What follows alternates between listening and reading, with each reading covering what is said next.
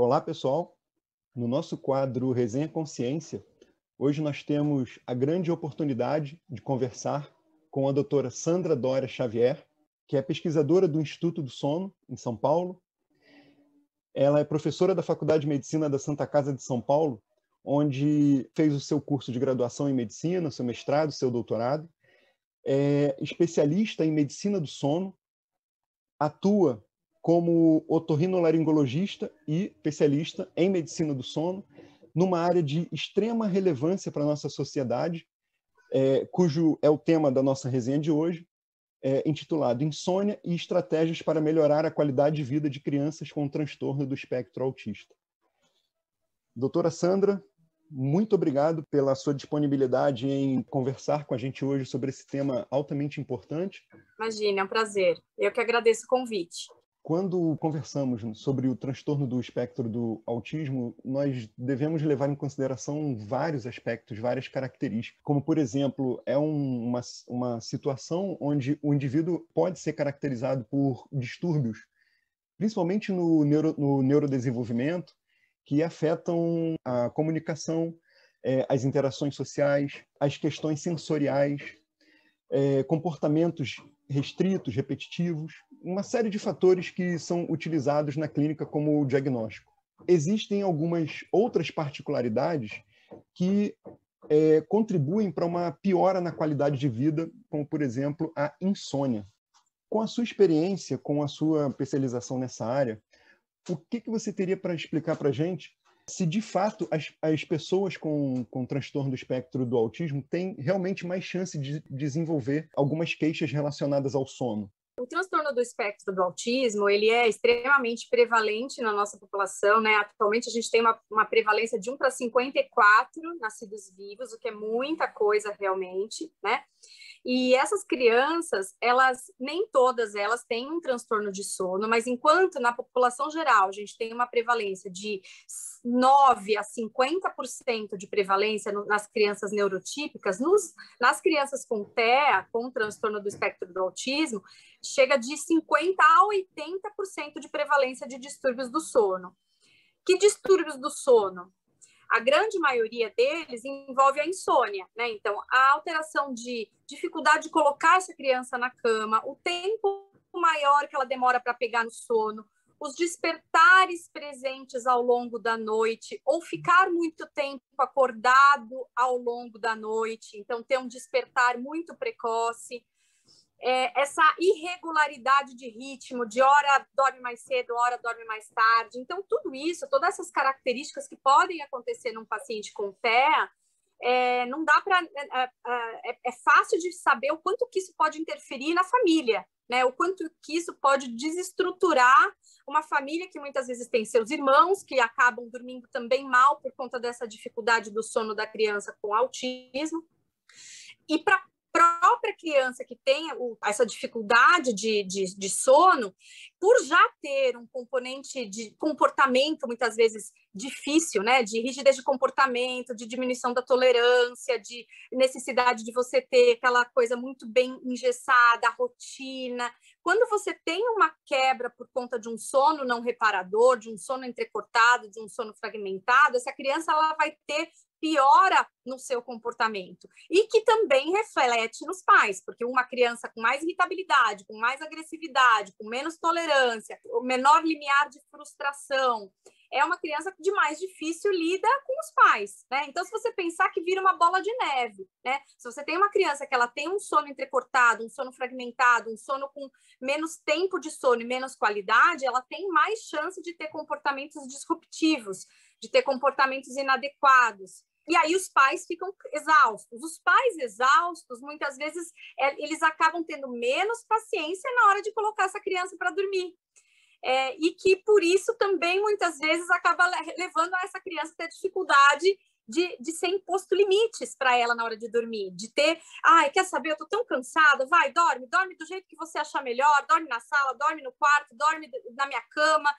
E aí, a parte comportamental da história, né, da causa comportamental, acaba ocupando um espaço grande. Então, por mais que existam outras causas por trás da criança com autismo não dormir bem, a parte comportamental também ocupa um espaço muito grande por conta desse ciclo vicioso que muitos pais entram, da dificuldade de impor limite, de estabelecer regras, de lidar com a frustração de não poder fazer determinada coisa naquela hora que a criança quer e assim por diante.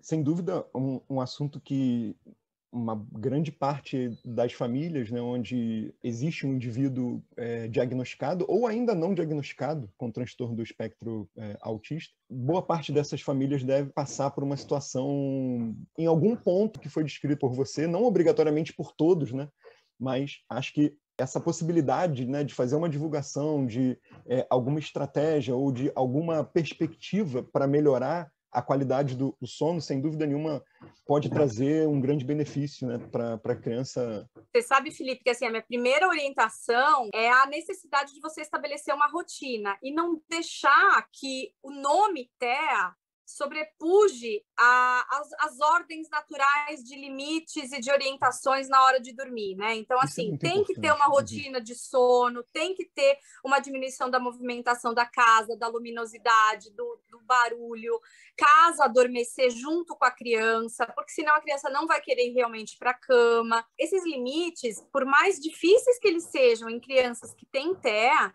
eles precisam de alguma forma serem respeitados, porque senão vira realmente uma bagunça muito difícil de retornar.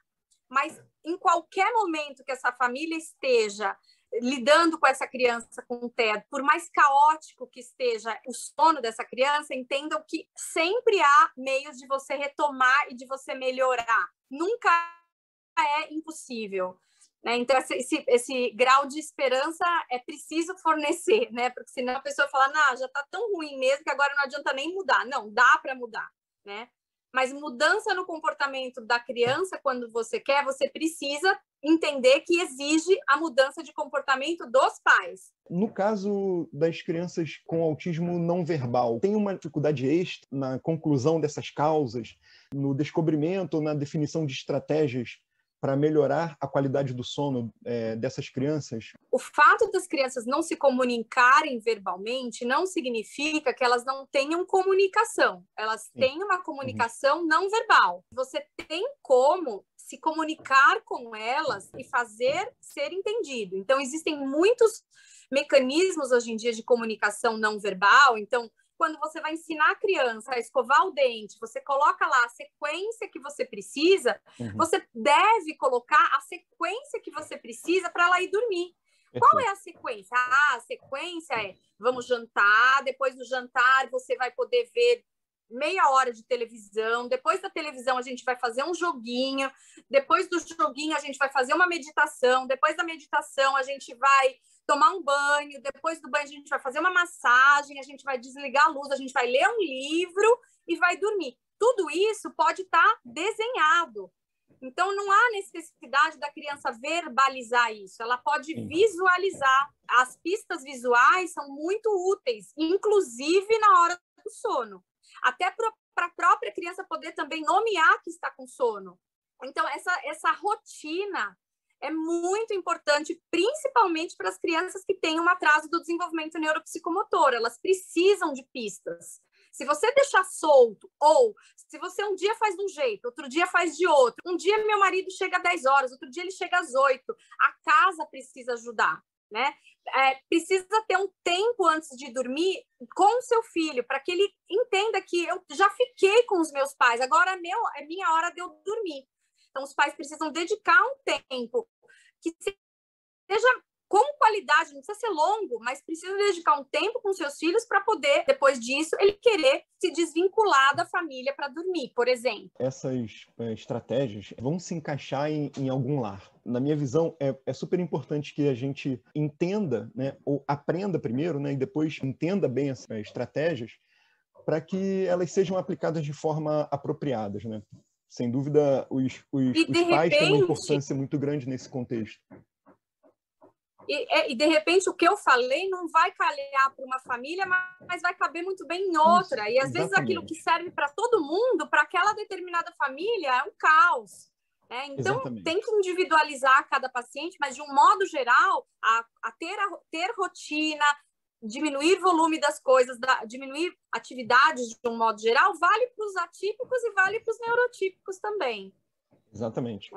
Nesse sentido, você acredita que esse tipo de trabalho de divulgação, esse tipo de trabalho de entendimento de forma mais individualizada, isso pode contribuir para as pessoas com TEA apresentarem, então, uma melhora na qualidade desse sono?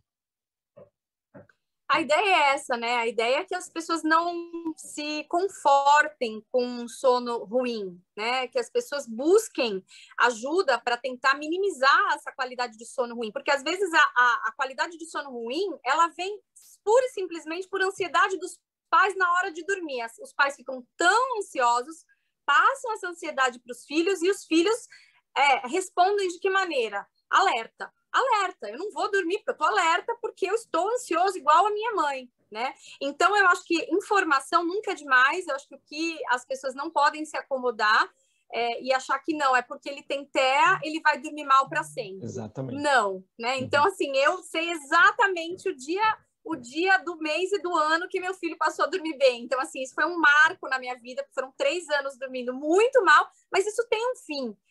E precisa, a gente não pode perder a esperança nunca, nunca, nunca, nunca. Agora, os pacientes com TEA, eles têm, sim, não só a questão, porque até agora eu só falei da parte comportamental, parece que então tudo é culpa dos pais, não há culpa aí, tá? É só uma questão de reorganização de rotina.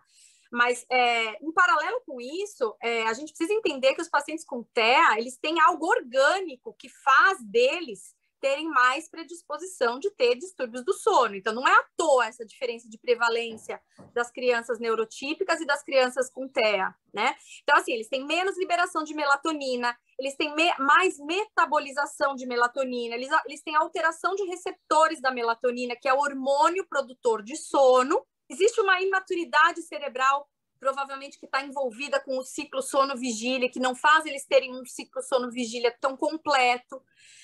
Há uma outra teoria que envolve parte desse trabalho que eu publiquei, que fala da disfunção sensorial, né? Então, tem muitas crianças com TEA que elas têm uma disfunção sensorial, ou seja, a sensação que elas recebem, ou elas recebem sentindo demais ou sentindo de menos. Então, um toque, ou o mesmo toque, que para nós é um toque normal, para determinadas crianças com TEA pode ser um toque muito violento, ou elas podem nem perceber. Tem muitas crianças com TEA que têm limiar aumentado para dor, tem menos sintoma de dor. Ou, ao contrário, tem uma hipersensibilidade tátil, por exemplo, que não podem colocar uma blusa de manga comprida. E o que se tem visto por alguns estudos é que crianças que têm uma hipersensibilidade, que têm tanto hipersensibilidade tátil como hipersensibilidade auditiva, hipersensibilidade gustativa, com muitas dificuldades alimentares, são aquelas crianças que parecem ter mais dificuldade de sono. Talvez se nós modularmos essa sensibilidade, elas podem melhorar o padrão de sono. Essa relação de tratar e melhorar, isso não está provado ainda na literatura. Tem um único trabalho na literatura com um cobertor ponderado, que é um cobertor mais pesado, justamente para dar um conforto, uma sensação de pertencimento para a criança, que não mostrou eficácia em relação à melhora do sono dessas crianças. Mas entendam que a minha ideia é que cada criança seria importante ela ter o seu perfil sensorial analisado, para individualmente você analisar o que essa criança tem de perfil sensorial alterado. Ela tem uma hipersensibilidade auditiva. Bom, então vamos tentar ver se a gente consegue fazer um acolhimento acústico nesse quarto, porque talvez isso possa ajudar essa criança. O perfil sensorial, eu acho que é um caminho ainda pouco explorado, mas com vários dados na literatura que corroboram a favor dessa linha de pensamento de que isso pode, em uma parcela, pelo menos, das crianças com TEA, beneficiar da sua abordagem, com a abordagem do perfil sensorial. Há algumas linhas de pesquisa nesse tema altamente complexo e, se possível, fale um pouquinho mais para a gente do trabalho que você publicou recentemente, associando a insônia com essas estratégias voltadas, né, para melhoria na qualidade de vida das crianças, um artigo que eu recomendo. A gente vai disponibilizar como link aqui embaixo depois, para que vocês possam ler com mais detalhes. muito interessante. Aliás, Claro. parabéns para você e para o seu grupo. Nós temos uma linha de pesquisa de crianças com atraso do desenvolvimento neuropsicomotor e sono, né? A ideia é a gente tentar identificar o que mais a gente pode descobrir em relação a essa associação ruim entre o sono e os transtornos do desenvolvimento, para que a gente possa ajudá-los de uma forma mais abrangente. Então, sempre é multifatorial, na verdade, né? Então, a última pesquisa que a gente está terminando agora de fazer, a gente colocou 3 grupos para serem avaliados durante a pandemia, né? Antes da pandemia e depois da pandemia, que é o grupo dos neurotípicos, um grupo de TEA e um outro grupo da síndrome do meu filho, que é a síndrome de Cri-du-Chat. E a gente tentou avaliar nesses 3 grupos qual foi o impacto da pandemia em relação ao sono nesses 3 grupos, né? E assim, a gente está com resultados preliminares ainda, mas em vias de publicação, para mostrar assim, que as crianças com Cri-du-Chat, que é uma síndrome genética bastante rara, têm um distúrbio de sono já acentuado mesmo antes da pandemia, e a pandemia fez isso se agravar de uma forma exuberante em todos os grupos, mas principalmente nos grupos TEA e de síndrome de Cri-du-Chat. E imagina o quanto que isso afeta, porque nessas crianças, aliás, em todas, né, a pandemia não só atrapalhou o sono, mas atrapalhou o dia, o contato com as outras pessoas, a socialização dessas crianças. Então, é algo que realmente a gente sente muito, né? Então, é uma linha de pesquisa que a gente está tentando formar para pesquisar mais em relação também aos transtornos sensoriais, para a gente tentar programar alguma intervenção em grupos específicos de distúrbios sensoriais, individualizar esses pacientes em diferentes grupos sensoriais e aplicar terapias específicas. Por último, esse trabalho que a gente publicou, na verdade, foi um resumo de tudo que eu falei aqui hoje, né? Falando das possibilidades de causas, né, de distúrbios do sono no transtorno do espectro do autismo, das causas da prevalência, das consequências que isso pode gerar, né? O quanto o comportamento é afetado por conta do sono não reparador. Foi um compilado de informações para tentar associar realmente o sono, o distúrbio de sono, a insônia nessa população com o transtorno do espectro do autismo. Doutora Sandra, uma pena que o nosso tempo é muito curto para falarmos de uma situação que pode trazer uma gama de benefícios, né, para as famílias e para os indivíduos que se deparam, né, por uma questão fisiológica, metabólica, que tem uma certa influência na regulação do sono. E, sem dúvida nenhuma, isso é potencializado no TEA. Nosso agradecimento pelo seu trabalho, de fato, vai trazer ou já está trazendo uma série de benefícios para essa população específica. É um tipo de conhecimento muito complexo, muito difícil de estabelecer um protocolo que seja válido para um grupo grande de pessoas, porque, como você bem explicou, o ideal é que essas estratégias fossem estabelecidas de forma individualizadas, né? É o ideal, mas é muito difícil de colocar isso na prática. Agradeço também pela ótima conversa, né, sobre um tema de alto impacto na nossa sociedade. A prevalência de indivíduos com autismo hoje é bastante alta, embora no Brasil a gente ainda não tenha um número muito, muito bem definido, mas é possível que os números não sejam muito diferentes do que a literatura científica vem divulgando em outros países, né? Então, sem dúvida, o seu trabalho de outras pessoas nesse ramo já estão trazendo benefícios, tanto para o indivíduo com TEA quanto para os familiares. Então, muito obrigado por essa conversa hoje. Imagina. Espero encontrá-la aqui para a gente poder aprofundar em algum outro tema, para que, quando você tiver algumas outras novidades, né, na sua linha de pesquisa, você traga aqui para a gente ajudar nessa divulgação, porque, sem dúvida, vai trazer uma melhoria na qualidade de vida, principalmente dessas crianças, né?